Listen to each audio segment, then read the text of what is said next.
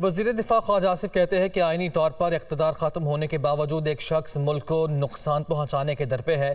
ریاست کو بلیک میل کیا جا رہا ہے۔ ملک میں اس وقت صرف اقتدار کے لیے جنگ جاری ہے۔ ملک کی تمام اشرافیہ سے غلطیاں ہوئیں، وہ قومی اسمبلی میں اظہار خیال کر رہے تھے۔ اقتدار کی جنگ اس ملک میں جو ہے اس وقت جاری ہے۔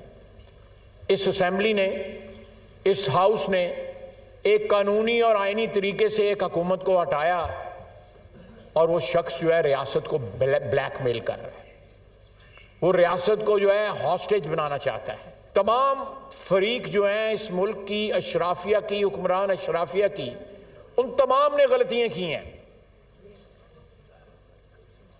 ہم نے کولیکٹیولی دیکھے حکمران اشرافیہ کو سب کے ذمے کوئی نہ کوئی گناہ جو ہے یا کوئی نہ کوئی جرم جو ہے ان سے سرزد ہوا ہے۔ Let's acknowledge it. اور وفاقی وزیر احسن اقبال کہتے ہیں کہ عمران خان دوبارہ لانگ مارچ کر کے دنیا کو منفی پیغام دینا چاہتے ہیں۔ حکومت اسلام آباد کی حفاظت یقینی بنائے گی۔ الیکشن اکتوبر 2023 میں ہوں گے۔ اگلے 6 سے 7 ماہ میں الیکشن نہیں ہو سکتے۔ آرمی چیف کی تقرری آئین کے مطابق ہوگی۔ وہ اسلام آباد میں میڈیا سے بات کر رہے تھے۔ عمران خان صاحب اسلام آباد میں دنگا، فساد، دھرنا، لشکر کشی کر کے پاکستان کو عالمی سطح کے اوپر ایک ناکام ریاست کے تصویر میں پیش کرنا چاہتے ہیں تاکہ پاکستان میں کوئی بیرونی سرمایہ کاری کے لیے آمادہ نہ ہو۔ ان کا یہ مطالبہ ہے کہ حکومت الیکشن کی تاریخ کا اعلان کرے تو میں دھرنا کال آف کر دوں گا۔ تو میں آج الیکشن کی تاریخ کا اعلان کرنا چاہتا ہوں۔ الیکشن انشاءاللہ تعالی پاکستان میں اکتوبر 2023 میں منعقد ہوگا۔ کوئی الیکشن کی بات کرتا ہے وہ ان غریبوں کے ساتھ زیادتی کرتا ہے کہ جن کے مکان ٹوٹ چکے ہیں، جن کے سر پہ چھت نہیں ہے۔ پاکستان کے آرمی چیف کی اپوائنٹمنٹ کو سیاست کا ذریعہ نہ بنائیں۔ یہ ایک انتظامی فیصلہ ہے اور وقت کے اوپر آئین اور قانون کے مطابق ہوگا۔ پاکستان پیپلز پارٹی کے رہنما شری رحمان نے کہا ہے کہ پیپلز پارٹی ہمیشہ دہشت گردی کا نشانہ بنی۔ 18 نومبر کو کراچی میں جو سانحہ ہوا اسے نہیں بھول سکتے۔ ملک میں دوبارہ دہشت گردی کو جنم نہیں لینے دیں گے۔ پاک فوج نے دہشت گردی کے خلاف جنگ میں بے شمار قربانیاں دی ہیں۔ تمام مسائل پارلیمنٹ میں حل ہو سکتے ہیں۔ وہ قومی اسمبلی میں اظہار خیال کر رہی تھیں۔ پارٹی says that ہم بنے سافٹ ٹارگٹ، لیکن اس کے لیے ہم نہیں آئے کہ ہم لگی لپٹی کریں گے اس پر۔ اس کے لیے بھی نہیں آئے کہ پھر سے وہ دہشت گردی سر اٹھائے۔ کل 18 اکتوبر تھا، ابھی وہ زخم نہیں بھرے ہیں۔ پاکستان's largest terrorist incident۔ اس کے بعد آرمی پبلک سکول ہوا، بچوں کے ساتھ جو ہوا ہے وہاں ہماری فوج، مسئلہ افواج کے ساتھ کیا ہوا؟ زندہ قومیں، زندہ جمہوری قومیں جو ہیں، میں سمجھتی ہوں ہر مسئلے کا کتنا بھی طویل ہو، کتنا بھی پیچیدہ ہو، اپنے پارلیمان کے اندر وہ حل ڈھونڈ سکتی ہے۔ سابق وفاقی وزیر داخلہ شیخ رشید نے دعویٰ کیا ہے کہ ہمیں اسمبلی میں اس لیے لانا چاہتے ہیں کہ نواز شریف کی تاحیات نااہلی پر ڈیل ہو سکے۔ اپنے ٹویٹر پیغام میں شیخ رشید نے کہا ہے کہ راولپنڈی میں ہونے والی میٹنگ پاکستان کے لیے خوشائند ثابت ہوگی۔ حکومت نے ملک کا سیاسی اور معاشی دیوالیہ نکال دیا۔ نواز شریف کی تاحیات نااہلی پر ڈیل کے لیے ہمیں اسمبلی میں لانا چاہتے ہیں۔ 10 روز میں فائنل راؤنڈ ہوگا۔ اکتوبر نومبر فیصلہ کن ہوگا۔ لانگ مارچ یا الیکشن کی تاریخ کسی ایک کا ہونا ضروری ہے۔ شیخ رشید نے یہ بھی لکھا، ریاستی ادارے مظلوم عوام کے ساتھ ہوتے ہیں، ظالموں کے ساتھ نہیں۔ نیب کی عدالتیں 4 اور کیس 3 رہ گئے ہیں۔ وزیر اعلیٰ پنجاب پرویز الہی نے کہا کہ پی ڈی ایم کا انجام خطرناک ہے۔ اگلے ماہ تک سب کی نظر آ جائے گا۔ نون لیگ ملک کے معاشی حالات میں خرابی کی ذمہ دار ہے۔ شہباز شریف جھوٹ بولنے کے بجائے کام کرتے تو یہ حالات نہ ہوتے۔ عمران خان کی حمایت کرنے پر یہ لوگ پنجاب سے بدلہ لے رہے ہیں۔ وہ لاہور میں میڈیا سے گفتگو کر رہے تھے۔ انجام تو بڑا خطرناک ہے اور ان کی اپنی تباہی ہے۔ یہ آپ کو یہ بالکل نظر آ جائے گی اگلے مہینے تک۔ اور ذمہ داری کس کی ہوگی؟ یہ نون لیگ کی ہوگی اور یہ جو ابھی بیٹھے ہوئے ہیں حکمران نون لیگ کے، ان کی ذمہ داری۔ دیکھیں جی، خان صاحب تو پھر بھی बड़ी इनकी एहतराम के साथ इनको कह रहे हैं, तो लेकिन मेरा ख्याल है कि ये एहतराम और ये इज़्ज़त इनको रास नहीं आती। तो ज़िमनी इंतखाबात के नताइज ने एक बार फिर तहरीक इंसाफ के हौसले बुलंद कर दिए। लॉन्ग मार्च की कॉल पर भरपूर अंदाज से सड़कों पर निकलने के लिए तहरीक इंसाफ की तंजीमों और अरकान असम्बली ने तैयारी मुकम्मल कर ली है। इसी हवाले से लियाकत अली की ये रिपोर्ट देखिए। लॉन्ग मार्च कब होगा, हतमी मंजिल क्या होगी? इमरान खान की जानिब से हुकूमत को आखिरी वार्निंग के बाद तहरीक इंसाफ फैसला कुन मार्के के लिए तैयार। पार्टी हलकों को कप्तान की एक कॉल का इंतजार। लॉन्ग मार्च में शिरकत के लिए पार्टी क़यादत ने खामोशी से तैयारी तेज कर दी। खान साहब जब आवाज़ कहेंगे उस दिन अनप्रेसिडेंटेड तादाद में लोग निकलेंगे। आज तक कभी तारीख में इतने लोग निकले नहीं होंगे। अगर ये अवाम की ख्वाहिशात के सामने आएंगे तो पूरा पाकिस्तान इमरान खान बन के निकलेगा और ये लॉन्ग मार्च जरूर होगा। ज़िमनी इंतखाब के नताइज ने भी तहरीक इंसाफ के हौसले बुलंद कर दिए। इमरान खान कौमी असम्बली की नशिस्तें जीते तो पंजाब असम्बली में मजीद 2 नशिस्तें तहरीक इंसाफ को मिल गईं, जिससे तहरीक इंसाफ और मुस्लिम लीग कायदे आज़म के इत्तेहाद का नंबर पंजाब असम्बली में 188 पर पहुंच गया। दूसरी जानब सियासी मुखालफीन सबबंदी में मसरूफ लॉन्ग मार्च रोकने के लिए ऑप्शंस का जायजा लेने लगे। ये लॉन्ग मार्च मैं आपको पेशन को ही कर रहा हूँ, ये नहीं होगा। और ये लॉन्ग मार्च अगर हुआ तो फिर जो रिजेंटमेंट है वो फिर डांग मार्च में बदल जाएगी। ये असम्बली अपना वक्त पूरा करेगी। अगर किसी को समझ नहीं आ रही तो बार बार अपने लॉन्ग मार्च की तारीखें आगे बढ़ाने से बेहतर है इस बात को समझ लें। सियासी मंजरनामे पर बिछी बसात को लेकर वफाकी हुकूमत इक़्तिदार की मजीद इनिंग्स खेलने के लिए सियासी कार्ड्स खेल रही है तो कप्तान क्लीन बोर्ड करने के लिए कोशा है। इमरान खान इसी माह अक्टूबर में लॉन्ग मार्च का इंदिया तो दे चुके हैं, लेकिन पसे पर्दा बहुत सा सियासी खेल जारी है। पीटीआई की ख्वाहिश और कोशिश तो यही है कि सड़कों पर आए बगैर उन्हें कबल वक्त इंतखाबात की तारीख मिल जाए। कैमरामैन यासर रफ़ीक के साथ लियाकत अंसारी, दुनिया न्यूज़, लाहौर। अभी खबर यह है, कौमी एहतसाब ब्यूरो ने साबिक सदर आसिफ अली जरदारी के खिलाफ 25 साल पुराने केसेस में अपीलें वापस लेने के लिए इस्लामाबाद हाई कोर्ट में मुतफर्रिक दरख्वास्त दायर कर दी है।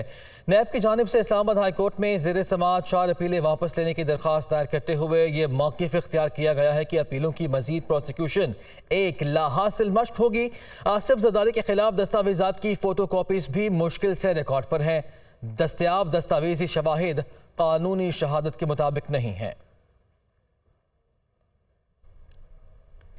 ताहयात नाअहली केस में फैसल वावडा की एक और गलत बयानी सुप्रीम कोर्ट के सामने आ गई। समाअत के दौरान जस्टिस आयशा मलिक ने रिमार्क्स दिए, जिस मनसूख शुदा पासपोर्ट पर आप इन्हिसार कर रहे हैं वो एक्सपायर था।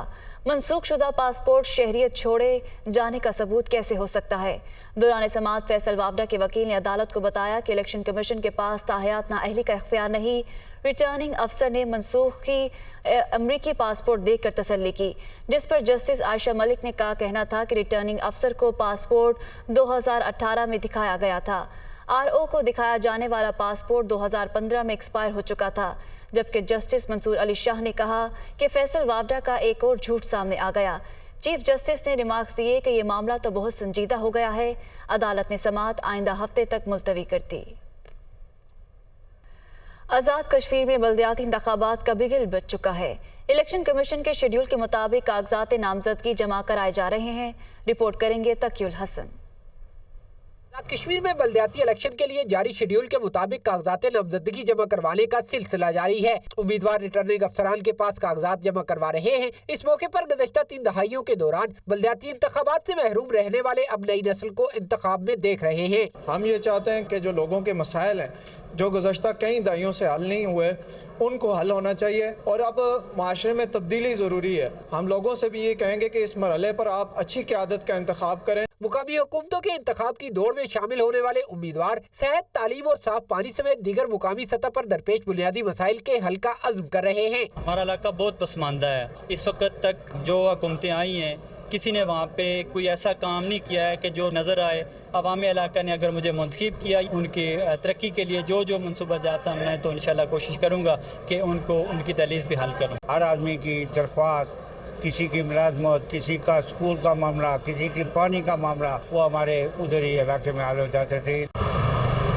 आज़ाद कश्मीर में 1991 में आखिरी मरतबा बल्दियाती इंतखाब मुनक्किद हुए, जबकि अक्टूबर 1996 में कागजात नामजदगी जमा होने के दौरान बल्दियात का इंतखाब इल्तवा का शिकार हुआ और यूं 3 दहाइयों के दौरान बल्दियाती इदारों का निज़ाम एडमिनिस्ट्रेटर के हवाले रहा। آگے بڑھتے ہیں، رخ کرتے ہیں فیصل آباد کا، جہاں پہ کثیر المنزلہ عمارتیں حفاظتی انتظامات نہ ہونے کی وجہ سے زندگیاں نگلنے لگی ہیں۔ متعلقہ حکام ناقص حفاظتی انتظامات والی عمارتوں کے خلاف کارروائی کے بجائے کسی بڑے سانحے کا انتظار کرنے لگے ہیں۔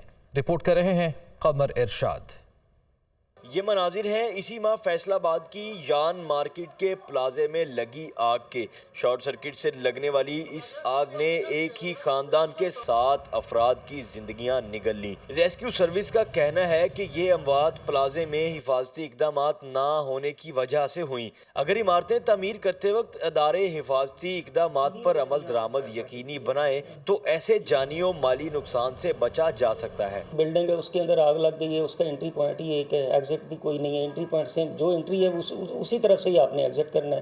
اب ایک سائڈ سے اگر آگ لگی ہوئی ہے، دوسری طرف آپ نے ایگزٹ پوائنٹ بھی رکھا ہوا ہے وہاں پہ، تو لوگ جو ہیں وہ دوسری طرف سے وہ سیفلی بلڈنگ سے باہر نکل جاتے ہیں۔ سرکاری سروے کے مطابق ان عمارتوں میں سے 80% میں ایمرجنسی ایگزٹ موجود نہیں ہے۔ ان عمارتوں میں کاروبار کرنے والے اور یہاں کے رہائشی بھی یان مارکیٹ کے واقعے کے بعد اپنی سلامتی کے لیے فکر مند ہیں۔ اتنی بڑی بلڈنگز بنا لیتے ہیں یہ لوگ اور ان میں حفاظتی اقدامات نہیں کرتے، تو لہٰذا انتظامیہ کو چاہیے کہ ان کی وقتاً فوقتاً چیکنگ کرتے رہیں۔ گورنمنٹ لیول پہ ان کی چیک اینڈ بیلنس ہے وہ نہیں ہوتا۔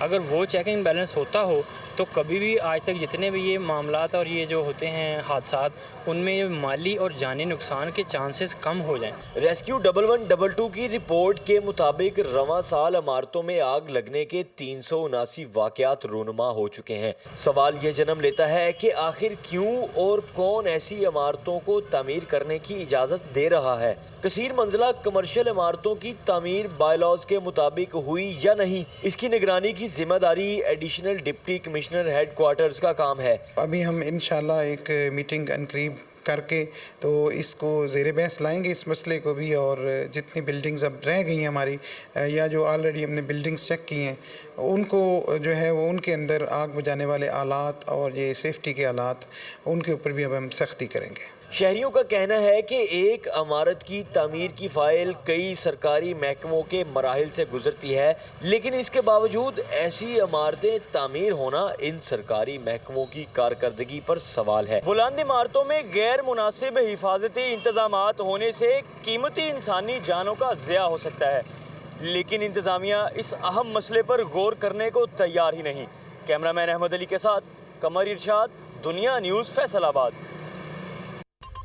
ملک بھر میں ڈینگی کے وار جاری ہیں۔ خیبر پختونخوا میں مزید 433، سندھ میں 314 اور پنجاب میں 313 نئے کیسز رپورٹ ہوئے ہیں۔ محکمہ صحت خیبر پختونخوا کے مطابق صوبے میں ڈینگی کے کیسز کی مجموعی تعداد 14,954 ہو گئی ہے اور اب تک 14 اموات ہو چکی ہیں۔ دوسری جانب سندھ میں ڈینگی سے جاں بحق افراد کی تعداد 52 ہے۔ 314 نئے کیسز کے بعد سندھ میں ڈینگی کے مجموعی کیسز کی تعداد 15,000 سے بڑھ گئی ہے۔